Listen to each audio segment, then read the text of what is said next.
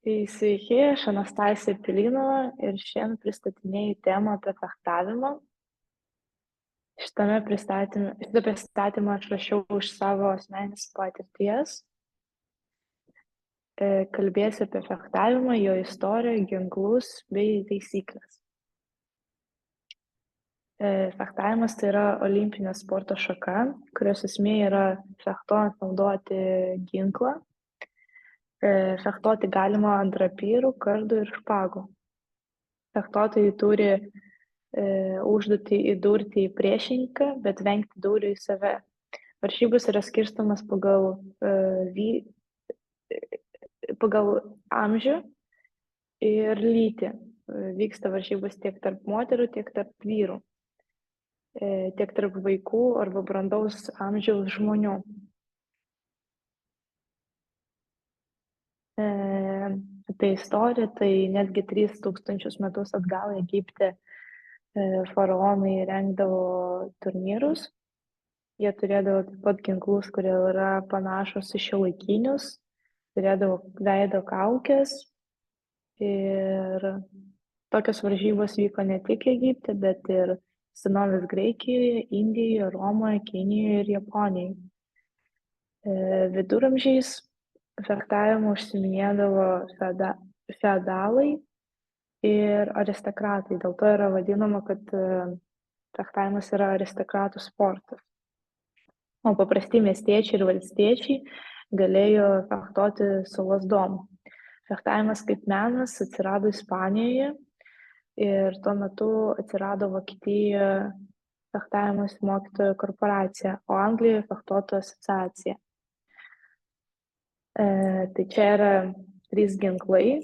Pirma yra špaga, antras tai kardas ir trečia rapyra.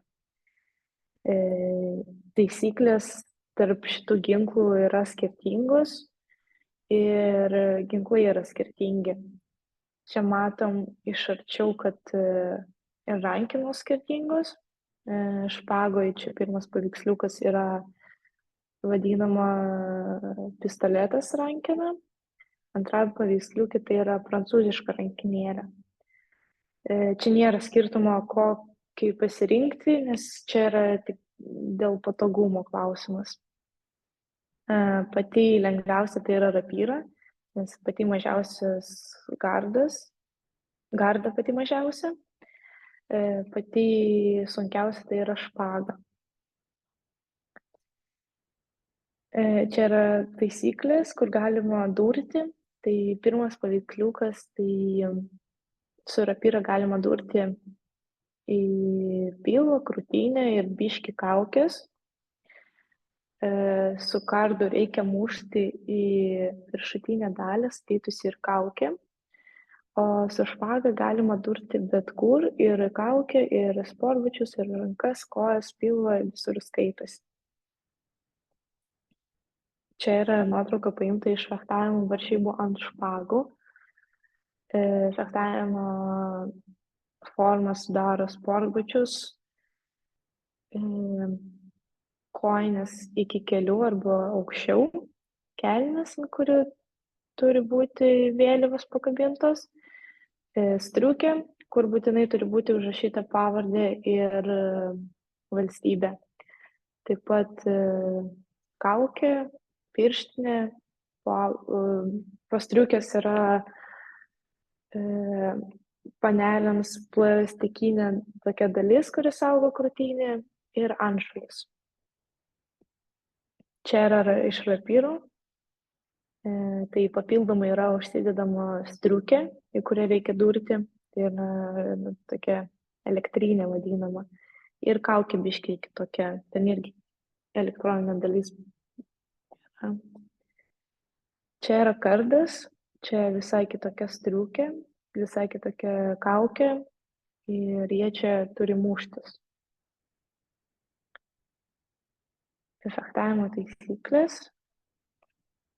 Tai varžybos metu yra tikrinamas ginklai, kaukės, apranga, laidai taip pat. kad viskas įvyktų saugiai, negautų nei priešingas traumų kažkokių, nei kovotojas. Ir pergalę gali iškovoti tas sportininkas, kuris pirmas įdūrus tam tikrą skaičių dūrių arba daugiausiai dūrių per nustatytą laiką.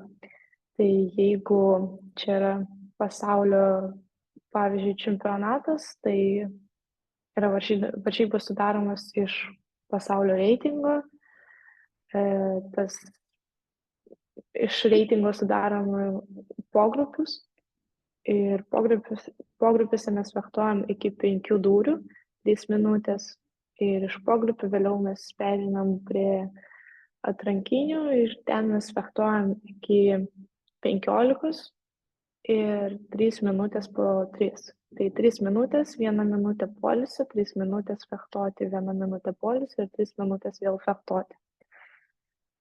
Tai va, šaltinis buvo paimtas iš mano patirties, tai ačiū už dėmesį.